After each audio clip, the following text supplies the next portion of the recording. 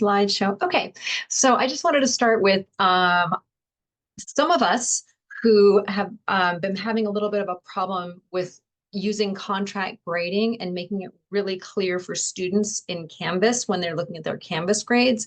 This video is for us. So every quarter, my colleagues and I had a few students, just a few, who complained about their grades at the end of the quarter. They were like, I thought I was getting a 95% or a 90%, but then they ended up getting a lower grade because they didn't complete one of the contract grade elements that they needed to get that 90%. So just a few of them were just ignoring the contract. So we showed them the contract. We went over the contract, but every quarter, a few students would just look at, oh, Canvas says I have 90%, and then they wouldn't do anything else. They wouldn't complete the contract. So this video is for us to like, how did I decide to make the Canvas grade just match the contract grade? So if I'm using contract grading in Canvas, and one of the things I want to say is I grade for practice. So especially in English courses, so I'm really thinking about people who are teaching English writing, I grade for practice. Now you can grade for mastery, and I've talked to my colleagues about ways you can do that. You can even set that up in Canvas if you want, but I'm just not using that system. I'm grading for practice. So this video shows how I ove my contract grading system into the Canvas grading system. And I did make some changes. So first of all, I've decided to grade everything based on like an objective checklist. Some people might call it specifications grading, but I'm not sure I'm actually meeting that. So I just say I use an objective checklist. So here, like any assignment, you tell them why are they doing it and what's the task. But then instead of giving them a complete incomplete, I give them 100%. And so I try as much as possible to just be grading yes, no. Yes, you had at least 725 words, or no, you didn't. Yes, you wrote a statement at the top of the one audience that you're writing for from our class list, or no, you did not. Yes, there's a thesis that states your main idea in response to one of our class sources or more, or no, there's not. So I'm using just this objective checklist, yes, no. So if you do all those items, if I were using the old system, you'd get a complete, but I've just translated that complete into 100%. So, so that's my system. And I'm just grading on as much as possible objective items. Make sure, there we go. So again, the goal here is to fit my contract grade into Canvas so that when students, you know, they'll open up Canvas and they won't even open up all their grades. They just glance at what's the percentage in the top right corner, and then they think that's my grade. The students who aren't really plugged in. So, so the first thing that I figured out that helped me is to take those separate assignment categories that I had for the contract grade and to put those into Canvas. That way, just like a contract grade, students can choose how much work they want to do in each category. So if we look at my old contract grading here, so I was using the term complete, just like you might be. And I'd said, so here there's process work as a category, peer work is a category, track and reflect on your practice is a category, and then final revised essays. So here for a contract for a 3.0, you would need to complete all 4 items. And so at the end of the quarter, I would look, do you have the percentage in all 4 categories? So maybe students had the 82% in the 3 categories, and then they had like a 50% in the final revised essays. And they were like, I'm getting a 3.0. Like they just weren't all looking at their grade in Canvas and then looking at this contract and saying, what do I have? So this is the essential contract grading system. Students could choose to do more if they wanted, but this lets you know this is what you need to do to get this grade. So now I've shortened it down to I just have 3 categories. Let's see. So one is participate in a college class. It's only worth 10%, and that's a combination of coming to class and then just doing something every time we get there. And you don't have to come to every class. Then 75% of your grade is just all the practice we do, all the drafting, all the peer review, all the practice different things, and even the final essays are all just in the practice. And so students can see 75% of their grade is based on that. And then that other category, which would be if you want to get above a 3.0, that's the revise and reflect category. So I just made that worth 15%. As much as they want to work on that, that then determines how much they're going to get from the 3.0 contract into the 3.5 or 4.0 contract. So if they just wanted to do class participation and practice, they'd be working on a 3.0 grade contract. Actually, even a, 3.0 grade contract, because they could get 85%. So this is just how I explain it to them and myself. If you're working on a higher grade contract, you want to be doing those revise and reflect assignments. Okay, so one of the things that I've done, make sure this is right, is instead of complete and incomplete, I just give them a percentage. So if you complete all of the items, all those practice yes, no items, you get 100%. If you complete more than half, I give you a 75%. I'm just like, yep, you did more than half. That's pretty good. But you do need to complete 100% of them if you want to get that 100%. If you complete about half, you get 50%. And if you don't turn it in or did not very much, less than half, you get a 0. So this way, Canvas can translate their grade, and students, even those who are not very checked in, when they look at their grade, it's accurate. It also lets them know, oh, might I want to redo this? Okay, so I'm going to talk a little bit about what are the pros and cons of plugging zeros into the contract grading system. So one of the things I've done is sometimes I'll give students all a 0 at the beginning of the quarter in that, I want to look at this. Oh, okay, yeah.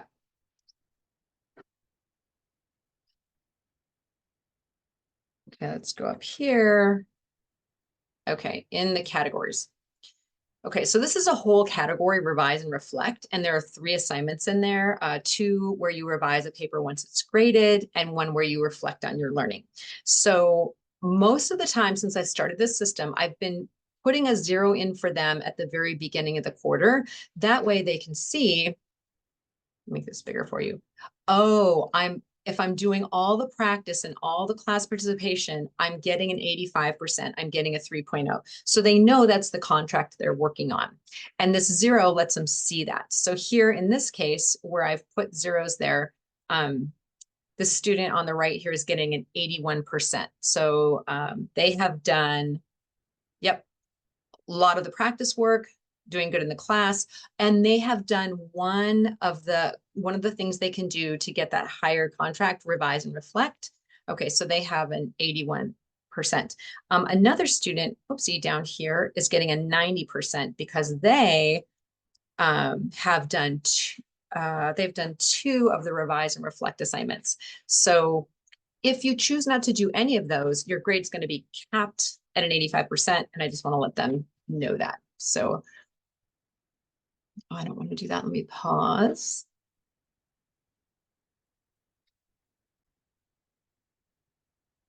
Okay, so here I'm showing you, you've got 2 choices in the gradebook. So here you'll see the 3 categories again. So participate in a college course and practice assignments. And then the 3rd category I moved over here, let me move it right there. Okay, is revise and reflect. So what I've been doing is taking the 3 assignments that they could do in that category and just giving them a 0 from the beginning. That way, their grade doesn't look inflated. So these students here, if they get a 0, and then if and when they go ahead and do that assignment, then I replace that with a grade. So the 3rd one, reflect on your learning. Right now, I've decided I'm not going to give them a 0 in advance this quarter. Although I asked my students, I said, do you want me to put that 0 placeholder in so you know what your grade's going to be if you don't do it? And they said, yes, we want you to. So, but now we're getting towards the end of the quarter. And so at the moment, I have not put in that third zero. But for students who have not done any of that revise and reflect 15%, they've got zero. So just lets them know, here's what your grade is for that. And then as soon as you go ahead and do one, then that will go into the revise and reflect category. So you can see this student has done 2 assignments so far and has an 87% on their revise and reflect category. And then if they do the third one, which is for the final, then they'll get a whole 15% in that category. So I want to talk about this. Like, do you put in zeros in advance, or do you not put in zeros and just wait until they do or don't do the assignment? So to revise the personal essay, I open that up about week 4 or 5. So they'll know by then if they decided to do it or not. And then the revision of the academic essay comes towards the end of the quarter, but they'll still know already if they've done it or not. So the question is, do you just put in zeros from the beginning so that they can see you're earning the 3.0 grade contract unless and until you do this? So let's see. Oh, let me go here. Okay, so students with, I want to make sure you can see my screen. Students with contract grading, oh, in Canvas. So you could give all students a 0, right, in those assignments. And what I see as the benefit of starting off the quarter with the 15% as a 0 right now is that students won't be surprised by their grade later. Especially if you're using contract grading, their grade will always be accurate. Right now, out of 85% possible, you're getting like an 83%. So they don't think, I thought I was getting a 90, right? So the benefit is they won't be surprised by their grade. The risk is maybe students see, gosh, I'm in this class and I'm only getting like an 85% right now, like until the first 4.0 contract option is available. They've done their essay, you've graded it, and then they can revise it. Like they have to wait longer before they can start earning that 4.0 contract. So that's what I see as, I don't know, the possible risk of putting those zeros in the beginning, as they're like, why am I only getting 85%? Again, the only people who are asking this question are the ones who aren't really tuned into your class. Because of course you're explaining your contract grade. You're having them do interactive things for their contract grade. But there's always a few students who are like, why is this true? And this is what I'm doing this for them, so that we don't get those 1 or 2 students at the end of the quarter saying, but I thought I was getting.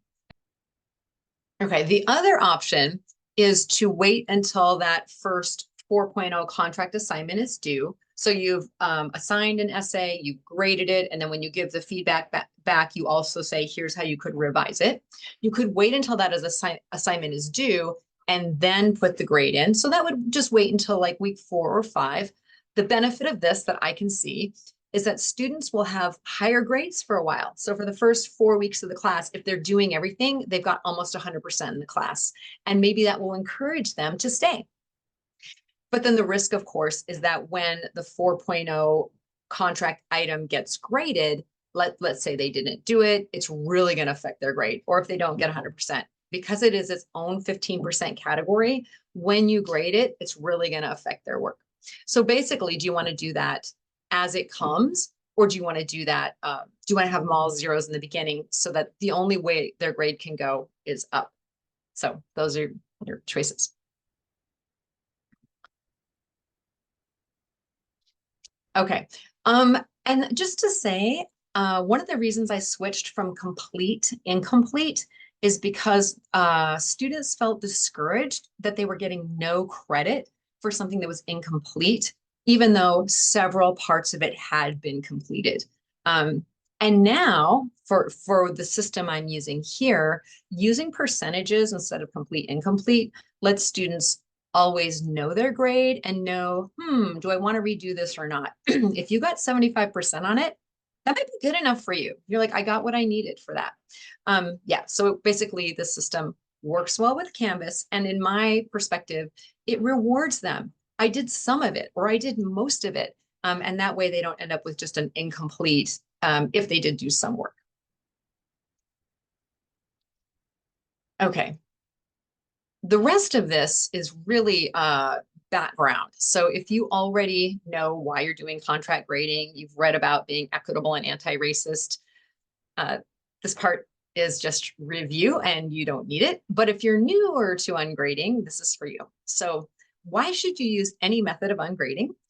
It's actually anti-racist. And as you recall, being anti-racist means if you're just in the system, not actively being racist, that's not enough. Our systems themselves have racist outcomes, whereas if you disaggregate data, white students are going to perform better in things like college English than other students. So we need to have active anti-racist strategies to fight against that. And we want to create situations that are equitable, where all students have the opportunity to succeed. And this means breaking away from the traditional grading system, which basically recreates the inequitable results in our institutions. It rewards students who have already been part of a system of using language both at home and in school, and it penalizes students who haven't had the same access to those systems.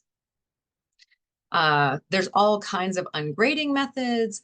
I use the philosophy of contract grading, which is do as much as you want for the grade you want, which is related to the overall concept of ungrading, which is defined here for you. You can use the links from the video. Some of the elements in my contract grading are based on labor-based grading. Now, I think labor-based grading and practice grading are pretty much the same. If you wanted to say labor-based, you could say, you know, did you spend 5 hours on this? If you wanted to be really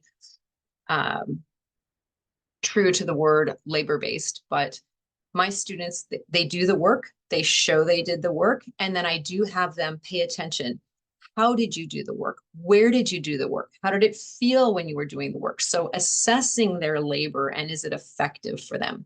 So that's all in the links you can follow. Include, yeah, track and reflect. So ASAO, in a way, has a very specific version of how students have to, every time they sit down to do labor for his class, they track it. Where was I? How did I feel? How motivated did I feel? Was I reading or writing? So you can look at all that. And I have students do that for a while just to give them a better sense of how it's going for them. Okay, you already saw my objective checklist of practice. And then, yes, so based on ASAO Inoue's work, his anti-racist writing, I offer my students lots of practice with the course learning outcomes. So whatever our English 101 course learning outcomes are at the time, we're practicing it. But I don't evaluate the quality of my student outcomes when they are practicing, because those reflect white academic cultural norms of using language, white academic cultural norms of writing, and they're also just me using one system. Everybody's going to get graded by me using this one system. So as ASAO says on page 27, the examples of authentic and honest writing from the collection not only reveal a middle-class set of tastes. So when English instructors are evaluating student writing, they say, oh, this voice sounds more authentic. This voice sounds more honest, and it gets graded higher. But a clear white racial set of experiences and perspectives. Fegley's conclusions are ones about the ways that such reading practices by teachers are an exercise of Foucauldian power, power that is difficult to see, thus more potent and pervasive. I would add to Fegley's critique, this is ASAO speaking, that it is race that functions in such daily classroom writing assessment practices, hiding behind power relationships set up by the judgment of student writing by teachers who use a dominant discourse. We were taught a dominant discourse. It's so easy for us to see, this is what academic writing sounds like. This is what American college writing sounds like. That becomes the dominant discourse that we can use to judge student writing if we're not being anti-racist. And back to reading ASAO's writing. To put this another way, power is hidden more effectively because a set of white racial dispositions are already hidden in the assessment in various places, assumed as the standard.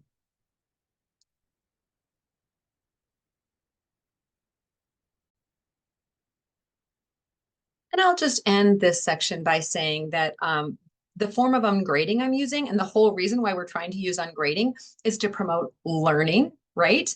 So I'm using an objective checklist, which I feel creates a space for students to make their own choices of rhetoric. How do they want to use language to do what they're trying to do? To make their own choices of audience and their own choices of purpose. What am I trying to do here? And I even have students set up their own learning goals. So for me, the bullets are just, here's the bare minimum things that I need to see are there. And then beyond that, you are making your choices of how you want to write and who you want to write for and what you're trying to learn as a writer. Independent learners are our goal, not students who are like, teacher, what do you want? Teacher, what do you want? And independent learners are more successful as students and as they go on, as Zaretta Hammond explains here in the link that you can read. So we're trying to create independent learners. And so I think this objective checklist for me is a way of saying, I'm not in charge of how you want to write and what you're trying to get at. I can give you feedback. Your classmates can give you feedback on how it's coming across to us, depending on what you're trying to achieve. But I'm not going to use a predetermined set of standards to tell you how you're doing. Okay, so that is the end of this presentation on just trying to solve our problem with using contract grading in Canvas, and just hoping to catch those last few students for whom the regular, consistent repetition of how contract grading works wasn't clear. Sometimes they're absent. Sometimes they just can't see it. And let's be honest, they're in other classes. They've been in other classes before ours and at the same time as ours, where teachers are simply plugging in points or percentages so that they can just glance at that number in the corner. So this is just a way to make their grade always up to date. So in fact, I'm going to end by showing one more time. Okay, so here, the grade book here, their grade over on the right-hand side. Okay, I have one thing hidden right now, but they always know, what's my grade? Am I happy with it? Do I want to do more? And so for me, they can choose, do I want to do another assignment, or am I happy with my grade as it is? So, okay, thanks for watching.